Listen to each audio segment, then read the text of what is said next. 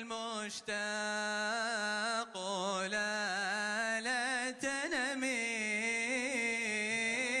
هذه أنوار ذي سلمي عن قليل أنت في الحرم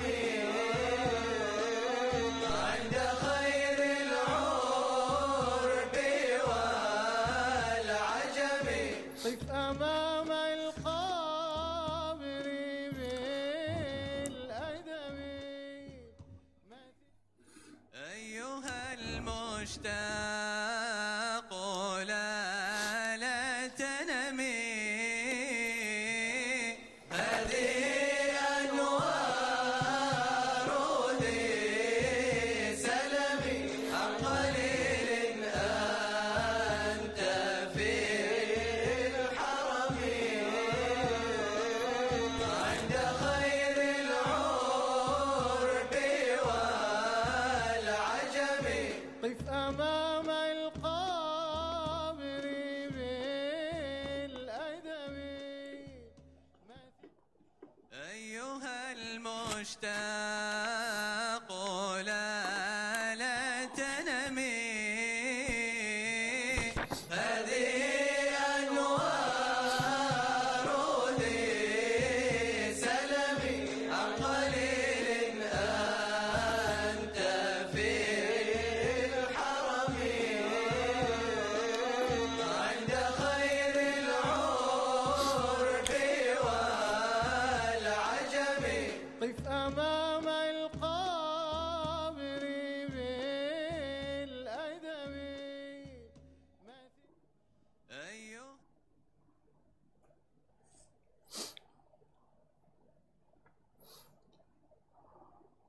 أعوذ بالله من الشيطان الرجيم. بسم الله الرحمن الرحيم.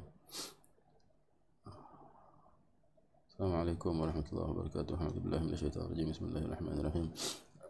الفاتحة. صلى الله على سيدنا محمد وآله وصحبه وسلم. الفاتحة بنية التعلم والتعليم والتذكر والتذكير والنفع والانتفاع والإفادة والاستفادة والحث على التمسك بكتاب الله وسنة رسوله والدعاء على الهدى والدلالة على الخير ابتغاء وجه الله ومرضاته وقربه وثوابه سبحانه وتعالى وعلى ما نوى نبينا سيدنا محمد صلى الله عليه وسلم وعلى ما نوى سلفنا صالحا وعلى ما نوى المؤلف نبي أحمد بن حسن وعلى ما نوى شيخنا الحبيب محمد صلى الله عليه وسلم من غير خلين سلك نياتهم وعملنا في أعمالهم وأخلاقنا في أخلاقهم وطريقتنا في طريقتهم من الغبور وإلى حضرة النبي سيدنا محمد صلى الله عليه وسلم بسر الفاتحة. أعوذ بالله من الشيطان الرجيم. بسم الله الرحمن الرحيم. الحمد لله رب العالمين الرحمن الرحيم مالك يوم الدين إياك نعبد وإياك نستعين اهدنا الصراط المستقيم صراط الذين أنعمت عليهم غير المغضوب عليهم ولا الضالين رب اغفر لي ولوالدي وللمؤمنين آمين. بسم الله الرحمن الرحيم. اللهم صل على سيدنا محمد وآل محمد. اللهم انفعنا اللهم علمنا اللهم انفعنا بما علمتنا وعلمنا ينفعنا وزدنا علما. رب اشرح لي صدري. سبحان ربي سبحانك لا علم لنا إلا ما علمتنا إنك أنت العليم الحكيم. رب اشرح لي صدري ويسر لي أمري واحلل عقدة من لساني يفقهوا قولي. صلى الله على سيدنا محمد وآله وصحبه وسلم. So this week, inshallah, excuse my sniffling. I'm sorry. So this week, inshallah, we will be covering the conditions of validity. Right? Okay, the conditions of validity for ablution, wudu, and ghusl, the purificatory bath. Okay, wait, this is a bit of a, it's not in the matan of Risalah al-Jami'ah itself, but I think it's worth covering quickly because the next part of the Risalah will be touching on the bath, so it's worth killing two birds with one stone, right, by covering the conditions of validity for wudu, for ablution, which we just covered, and the bath as well. Okay, and they're not that many, so we've covered some of these. Okay, so let's get into it.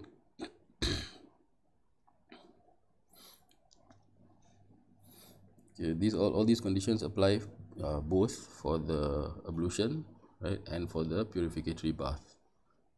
Okay, the bath, okay, both of which either hadath, ritual impurity, comes through either losing one's wudu, right, doing something that causes one to nullify one's wudu, in which case one is in a state of minor ritual impurity, or through one of the things that that obligate the purificatory bath, okay, in which state one is in a state of which state is a major is that of a major ritual impurity.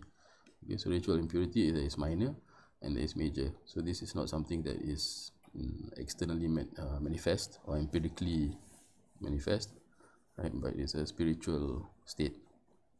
Yeah. So for us to pray, for example, we need to be free of both major and minor ritual impurity. Yeah, one cannot be in a state of major ritual impurity while not being in a state of minor ritual impurity, of course. So it's a matter of degree. Yeah. Okay, so just to remind you quickly, right, we've covered before the difference between a condition or a sharat, okay, condition of validity, and an integral. Okay, so a condition is something that a requirement that has to be fulfilled from before the action, right, before the act of worship, from before and sustained throughout it until the end. Okay, if at any one point one of these conditions of validity is not fulfilled or ceases to be, is no longer sustained, right, then that the validity of that action is nullified. Okay, it's no more as soon as the condition of validity is not met or no longer sustained. Okay, so the sharat must be there, must be in existence from before and throughout the act of worship. On the other hand, the integral is the thing or elements, right, that constitute that act of worship. Okay, they are constitutive elements of the worship, of the action. Hence the name integral, okay, because they are integral to it. Yeah. So, and without these elements, then that worship is not. Okay, it is not. For example, without the integrals of washing of the intention and washing the face and the hands and the head and the feet, and if any one of these is missing, and also the of the order, following the order, okay, if any one of these integrals of the ablution, for example, is missing, then that act is no longer called ablution. Okay, it's no longer considered wudu. Okay, so this is the difference between a rukun, an integral, and a sharat, a condition. Okay, so now we are talking about the conditions of validity of ablution. Okay, without any of these conditions, then that ablution or the purificatory bath is not valid, okay, and has to be repeated. Okay, first of all is Islam. Right, so the one performing the ablution or the bath must be a Muslim. Okay, and has reached the age of discernment. Okay, whereby at that age one can go to the toilet oneself, remove filth and wash oneself in the toilet, right, and is able to eat and drink unassisted as well. Okay, or another definition the scholars give, for who is the one who is mumayyiz, is that they can distinguish right from left, or that when spoken to they can respond intelligently. Okay, they can respond appropriately. Okay, they understand speech and they can reply. Okay, so generally it's about between the ages of 5 to 7. Okay.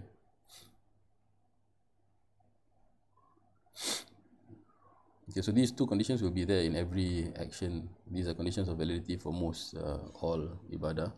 Okay, because the one who is not non-Muslim or the one who is not mumayyiz is not able to make the intention. Okay, so this we've covered these two, the first two in the conditions of validity for intention, for niyat in any action. Right. Therefore, if these two are not fulfilled, then the action, the intention itself is already deficient, and therefore the action also, right, cannot is not valid. Okay. Okay, thirdly, the person must be the lady, the female, the woman must be free of menstruation and postnatal bleeding. Okay, head and nifas. So head begins after the age of 9 lunar years, not Gregorian. Okay, so that it's important to take note of the birthday, the Islamic Hijri birthday, right? So that you know exactly 9 lunar years after that, right? Then at that point, if there is blood, then it's possible that it's possible that is menstruation. Okay, the minimum duration for menstruation is a day and a night, at 24 hours continuously in a day or a day and a night, or intermittently on and off for up to 15 days. So what if there is any discharge of blood less than a day and a night, less than 24 hours, or more than 15 days, then that is not considered head. Okay, normally in healthy females it should be about 7 days, right, between 6 to 8. Okay, so somewhere there in that range. Okay, and the minimum interval of purity, okay, between two menstruations, right, is the minimum is 15 days, and there's no maximum. Yeah. Okay, with regards nifas or postnatal bleeding, right, the minimum duration, right, of this bleeding is a moment or instantaneously, and the maximum is 60 days. Okay, so for the person's bath or wudu to be valid, then one has, or in this case bath, yeah, or wudu, okay, to be valid, then they have to be free of menstruation and postnatal bleeding. Okay, so in the for wudu, for example, when the menstruation has stopped, then it's sunnah to take the wudu before the purificatory bath, and they can perform that wudu, right? But otherwise, there is no, in the Shafi'i madhab, there is no, they are not allowed. It's not allowed. We are not allowed to, or the female women are not allowed to take wudu with the intention of ibadah, with the intention of lifting the hadath, right? Rafa hadath, because it's a moot action. Okay, because it is known already that someone who is in this state, right, it goes against the condition of validity of that wudu.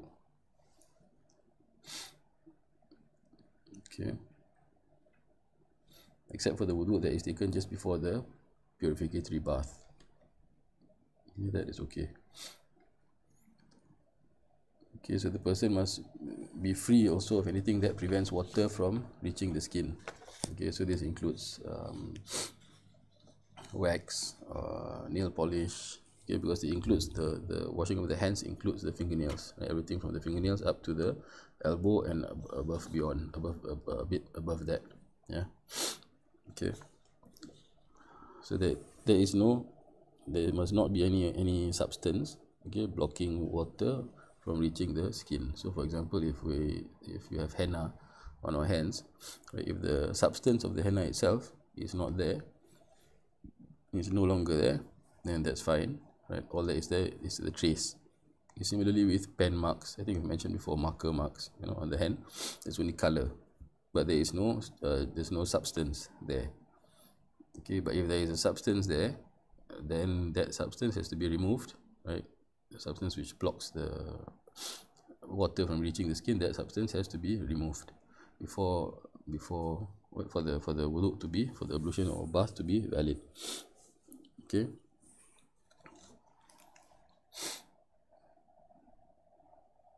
Okay, and substance is anything that if you scrape at it, it will come off. Okay, that's a common sense but important definition to take note of. Okay. Another condition is that one must be free of anything on the limbs that changes the status or the ruling of the water. Okay, so for example, if we're having a bath, for example, a purificatory bath, right? So it's not sufficient to make the intention while one is also putting soap on oneself, okay, or washing oneself with soap, because that the soap changes the status, the ruling of the water from pure and purifying water to mixed water. Okay, so there are a few different kinds of water, right? Pure and purifying, right? Pure but not purifying, right? Within which there are a few different kinds, whether it's mixed or used. Okay, so and then water that is filthy or has impurities in it. Okay, so the only kind that we can use for ablutions and for bath and for removal of filth, right, for washing ourselves in the bathroom, is pure and purifying water. Okay, not only pure but pure and purifying also. Okay, so what happens when there is soap and this water mixes with that soap that's on our body? The water is still pure, but it is no longer purifying. Okay, therefore it does not have the ability to lift the ritual impurity, yeah, that is on our bodies.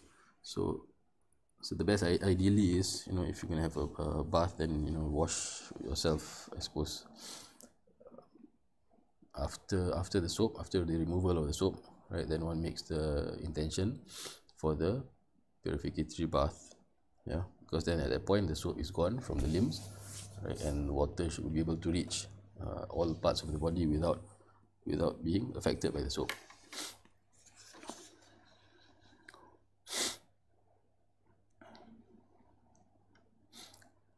Okay, one must also know that the ablution, right, or the purificatory bath is obligatory. Right? Ablution in the case of prayer, when one intends it as such, okay, is obligatory, for example. Okay, and if one were not to believe that it's obligatory, so the bath, for example, to assume that it's not obligatory, this is just a sunnah, and then that bath is not valid.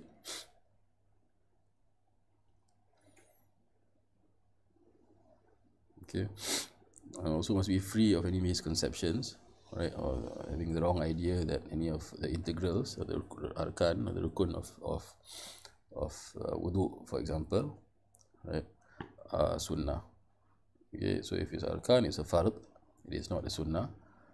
Okay, but for one, if somebody assumes that one of the fard, okay, of the wudu, for example, is actually sunnah, then that wudu is nullified, it's not valid. Okay, it's okay to not to know and to assume, for example, that we know, for example, that someone assumes, or someone thinks that some of the integrals, some of the actions of wudu are fard and some are sunnah, but without distinguishing wrongly, okay, which are fard and which is sunnah. To downgrade the level of a fard to a sunnah, it means to downgrade the level of what is obligatory to one that is sunnah or recommended, right? Means invalidates the ablution. Okay. Next one, must also use plain or pure and purifying water. Okay, as I mentioned earlier, so we can't use water that has been used by or that has we can use coconut water, for example. We can use water that has been used by someone else, okay, for washing, for lifting hadath, for lifting ritual impurity. Okay, we cannot use impure water. So assuming we're taking a bath from a tub next to us, for example, but for some impurity has fallen into it. Okay, some najis, maybe a bit of urine, right, or water that is mixed with a little bit of urine, has somehow splashed, just a drop has fallen into it, then that water becomes impure, and we cannot use that water. So the only kind of water that we can use is, as I mentioned earlier, from the different kinds of water, is pure and purifying water. Okay, without which the hadath or the ritual impurity cannot be lifted. Okay, the only water that can lift ritual impurity is hadath. Okay, whether minor ritual impurity or is pure and purifying water. Okay, whether minor ritual impurity or major. Okay, minor hadath or major hadath. Okay, so before we wash, right, any filth on the limbs or anywhere on the body has to first be removed. Okay, So filth in all three senses, whether there is the color or the smell or the taste of it. Okay, there cannot be any of these, right? Now, if this filth, for example, cannot be removed in one wash, then it is obligatory to have to wash twice. Yeah. Okay, meaning first to remove the filth, and then next to lift the hadath, to lift the ritual impurity. Okay, but if it can be removed with one wash, then some scholars still recommend, some scholars say it's enough to wash once, right? To intend at the same time removal of filth and lifting of hadath. Okay, although other scholars say it's still better to do it twice, right? So once with the intention of removing filth, and the next with the intention of lifting hadath. Okay, for example, if one has a little bit of blood on one's face, for example, while the washing of the face in wudu. Okay, so if you just a little bit of blood, then with one wash that blood will go, and at the same time, it will clear. Then there's no need to wash twice. Okay, but if it's a lot, right, then obviously there should be first. One should first wash and remove the impurity, the filth that is the blood. Okay, because blood is considered an impurity. Okay, which cannot be on the limb. Okay, first one has to remove, and then after that one has to wash again with the intention of lifting hadath. Okay, so the important thing is that in the event that one makes the intention that you are washing a limb, for example. Okay, so before one starts washing, one washes the limb with the intention of having made the intention of removing filth. Okay, so the second wash, one should then remember to return that intention, bring the intention of wudu, of lifting hadath, back to one's to be conscious of it. Okay, to re-presence that intention, right, to return that action to the original intention. Okay, because otherwise this is something that invalidates the initial intention. Okay, as we covered under the conditions of validity for intention. Okay, there is something that deflects the original intention. Right, making the intention to remove filth in the middle of wudu. Right, after that, one should put the intention back on track. Yeah. So after it's been deflected by the intention of wudu has been deflected by the intention of removing filth, one should then return to the original intention. Okay, presents the original intention, which is that of wudu, of lifting hadath. Okay, to be clear. Okay, so first, any filth on the limb or on the body must be removed.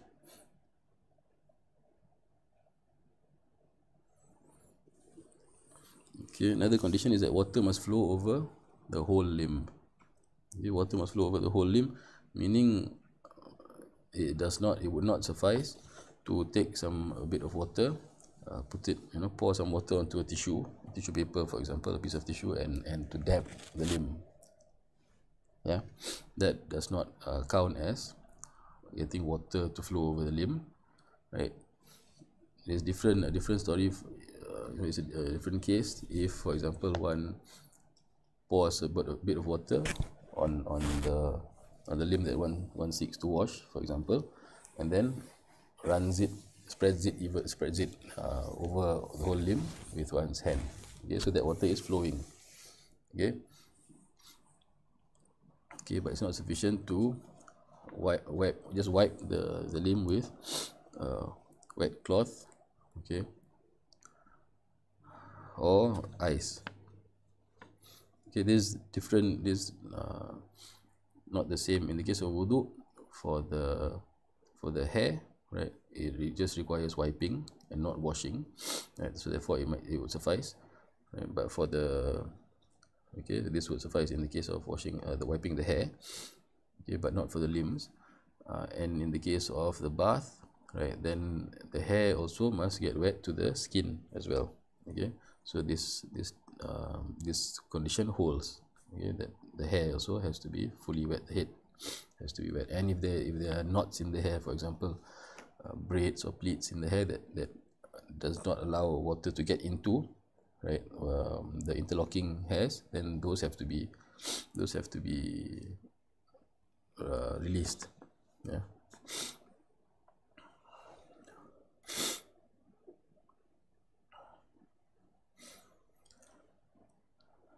Okay, so this number 11, to have conviction in what is intended, also goes back to one of the conditions of validity for intention, right, which we have covered previously.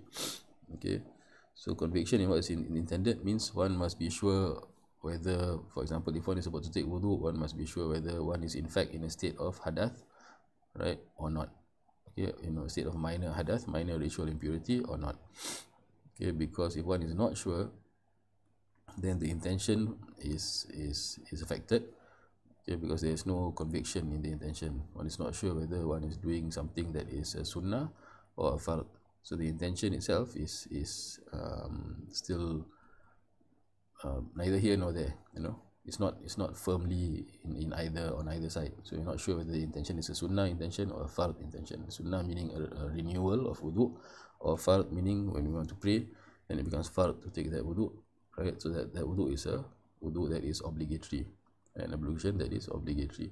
So the best way to resolve this situation is, the sunnah is to then, if one is in a state of doubt, is to then nullify one's ablution, right, or to nullify one's ablution to get to a state of certainty. Okay, so one nullifies one's ablution by touching one's private parts with the palm of the hand, or if you're married, then inshallah you can touch your spouse, right? Okay, so then at that point one's ablution will be nullified with certainty, right? And it is sunnah to nullify the ablution so that one can then proceed with the next action with certainty, right, without doubt. So the intention is firm.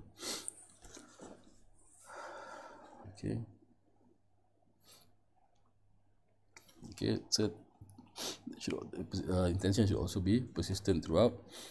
Okay, we mentioned this also earlier, right? The conditions of intention, conditions of validity for intention, right?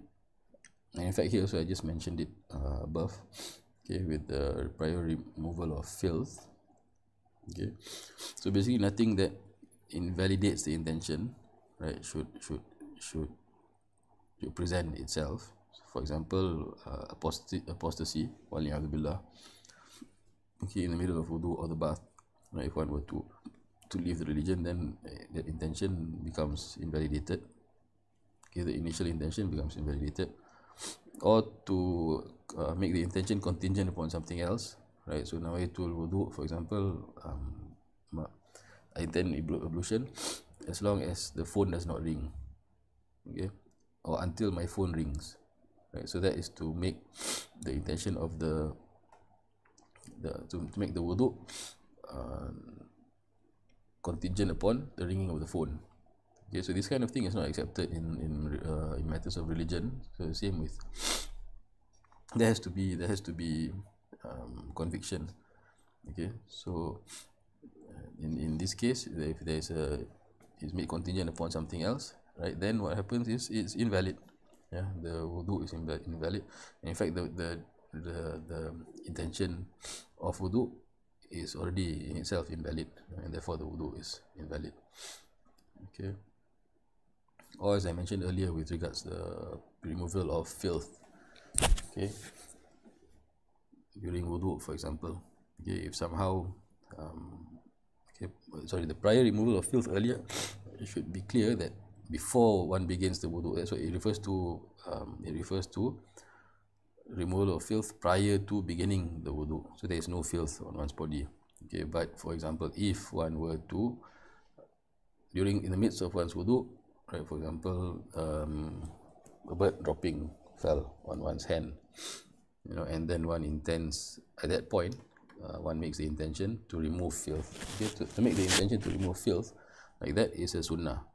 But what happens is when you make that intention, the initial intention of wudu, the initial intention of ablution is then deflected. Okay, because now the intention that is that is currently operational, that is in effect, is that of removal of filth. Yeah, so when we say that one of the conditions of validity is the persistence of intention throughout, then that initial intention of wudu, of ablution, must be brought back.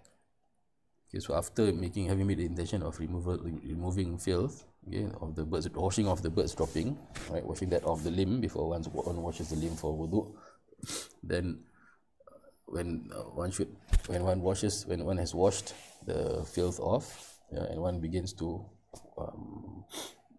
washing of the wudu, right, then one should presence that intention, return the initial intention of ablution or wudu back, to begin at that point, okay, to continue where you left off.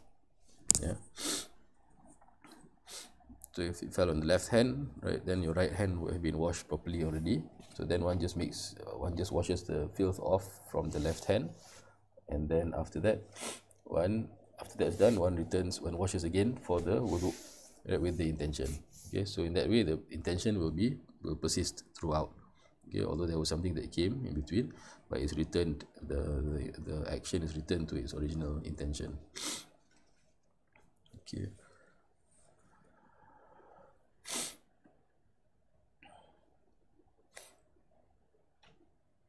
Okay. I think I mentioned this earlier.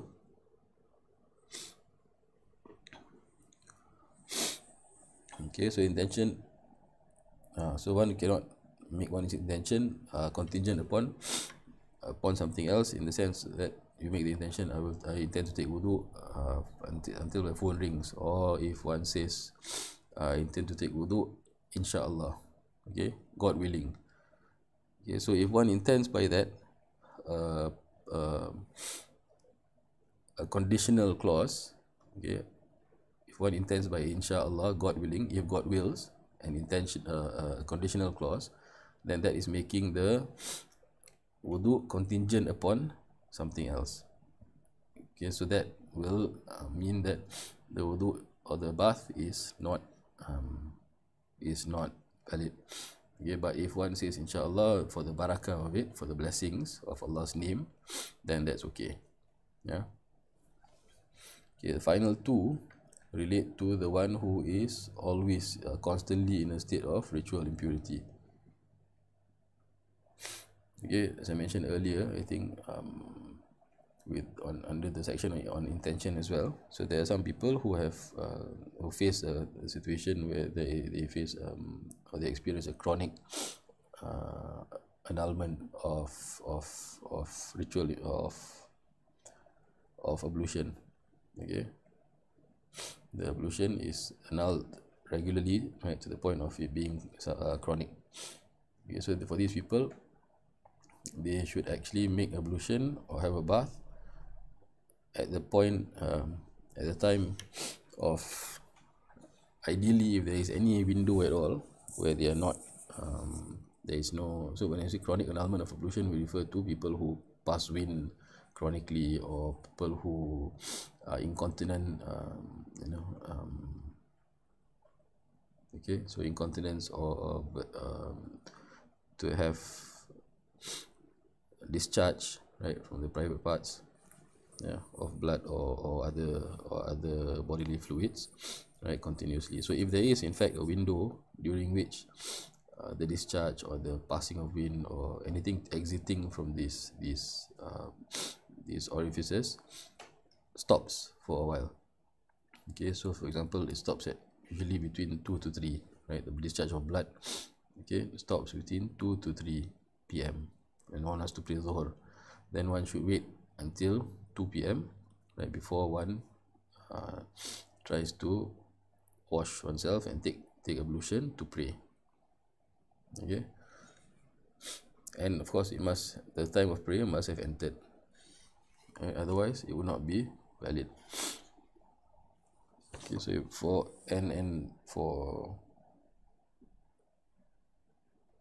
the second condition is continuity. Okay, so first of all, the time of prayer should have entered, right? And if there is a window, as I mentioned earlier, if there is a window, for example, Dhuhr maybe comes in at 1:30, Okay, for example, and then this person knows that at 2 o'clock the bleeding or the flow or the discharge will stop for 1 hour. Okay, then one cannot pray at 1:30, right? One should wait until 2 o'clock to then take wudu, right? Take wudu and then immediately pray. Okay, immediately, because of condition number 15, right? There must be continuity between the actions between the integrals of that act. So wudu, in the case of wudu, for example, there must be continuity between the washing of the face, the intention, the washing of the face, right, and then the hands and the head and the feet. Okay, continuity meaning one washes the next limb or moves on to the next integral, the next limb, before the earlier limb dries. Okay, before the water that's on the earlier limb dries up, right, under normal conditions. Okay, normal body temperature, normal wind, normal outdoors temperature. Okay, so under normal conditions, right, one should begin washing the next limb before the earlier limb dries up. So as long as that is done, then this meets the condition of continuity. And for these people, right, continuity is wajib. For people who face this kind of condition, continuity is wajib, right, as is number 14, the entry of the time for prayer. Okay, so one cannot take one's wudu before the time for prayer. It is not valid. Yeah. So these are the 15 conditions for the validity of ablution or the purificatory bath. Okay, now in the event, for example, one takes wudu, one takes one's ablution, and then midway through one's ablution, one is now washing. If I'm now washing my feet, then it strikes me. I'm thinking, I doubt comes. Did I wash my left hand or not? Right. Okay. Suddenly I'm not sure. Did I wash my left hand? I remember washing my right hand, but I'm not so sure about my left hand. Maybe I forgot my left hand. Then at that point, one should go back, right, to wash one's left hand and resume the wudu from there. So the left hand, and then the head, and then the feet. Yeah. But if the wudu is done already, okay, so it's done with certainty, it's completed, the wudu is taken. After that, right, these thoughts come. Suddenly doubt comes after that, right, whether I washed my left hand or not. Okay, after the whole wudu is complete, then one can assume that one did wash the left hand. Okay, so this is a regular or common enough scenario. Okay, when it comes to wudu, right, ablution.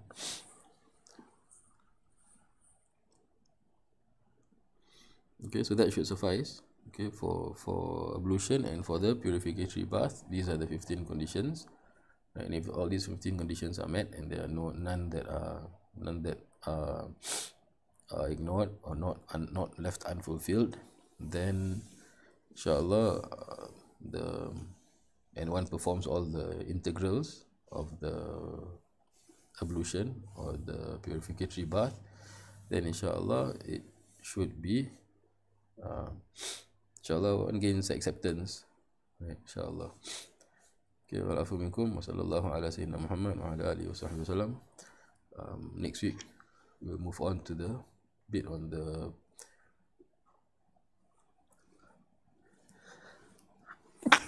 Alhamdulillah. Excuse me. So next week we'll move on to the bit on the Rasul, inshallah. Okay. Wa sallallahu ala sayyidina Muhammad wa alihi wa sahbihi wasallam. Assalamu alaikum wa rahmatullahi wa barakatuh. يا ربنا اعترفنا بأننا اقترفنا وأننا أسرفنا على لظى أشرفنا فضلا وجودا منا لا باكتساب منا بالمصطفى الرسول نحظى بكل سول بالمصطفى الرسول نحظى بكل سول بالمصطفى الرسول نحظى بكل سول